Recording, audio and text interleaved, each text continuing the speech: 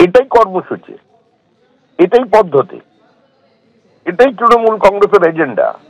আর যে কারণে কেন্দ্র থেকে টাকা আসা বন্ধ হয়েছে, কারণ কেন্দ্রের তো এটা জমিদারির টাকা নয়, নরেন্দ্র মোদীর টাকা নয়, এটা মানুষের টাকা।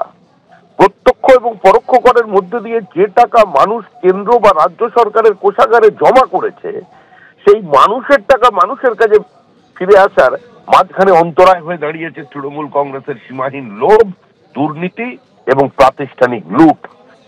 আজকে রাজ্য বলছে 100 দিনের কাজের টাকা দেবে, কিছুই নয়। ও রাজ্যের এক্সচেকার থেকে, কোষাগার থেকে ঘুরপথে তৃণমূল নেতাদের পকেটে টাকাটা ঢুকিয়ে দেওয়া হয় ভোটের আগে। আর সব গ্রেপ্তার বলছেন, এ তো লোক দেখানো, ভোটের আগে এগুলো হয়। ধন্যবাদ।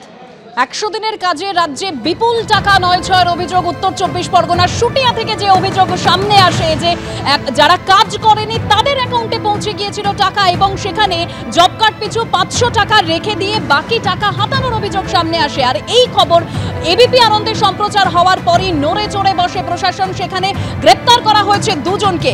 সই জালের অভিযোগে 2 সুপারভাইজারকে ইতিমধ্যেই গ্রেপ্তার করা হয়েছে। শ্রমিকদের সই জাল করে এই টাকা নয় ছয় করা হয়েছে বলে অভিযোগ সামনে এসেছে। এবং এই খবর বৃহস্পতিবার এবিপি আনন্দে সম্প্রচার করা হয়। তারপর শনিবারই গ্রামে যান ভিডিও, গ্রামবাসীদের সঙ্গে কথা বলেন এবং তারপরে গ্রেপ্তার করা হয়েছে দুজনকে সই জালের ঘটনায়।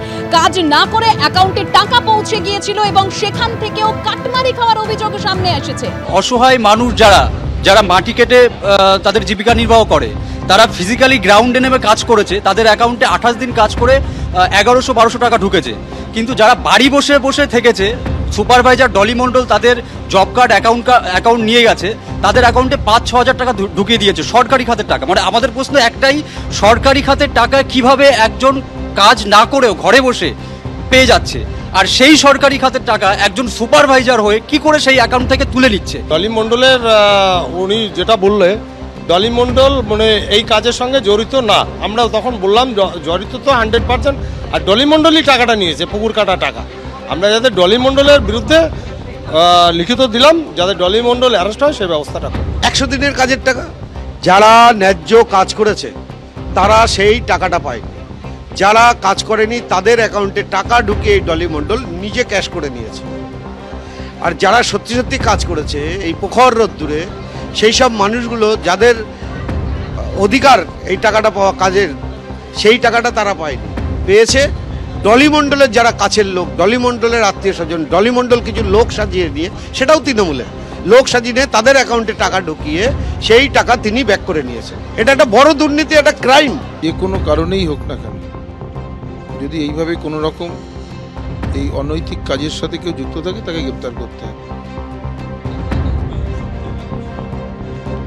সে তদন্ত সাপেক্ষে হবে, তদন্ত করবার সঙ্গে সঙ্গে তো গ্রেপ্তার হয়েছে, এবার পুলিশ তদন্ত করে দেখবে।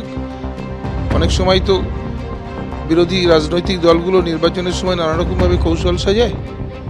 তো আমরা বলেছি প্রশাসনকে নিরপেক্ষ তদন্তের মধ্য দিয়ে যেটা হবার সেটা হবেই।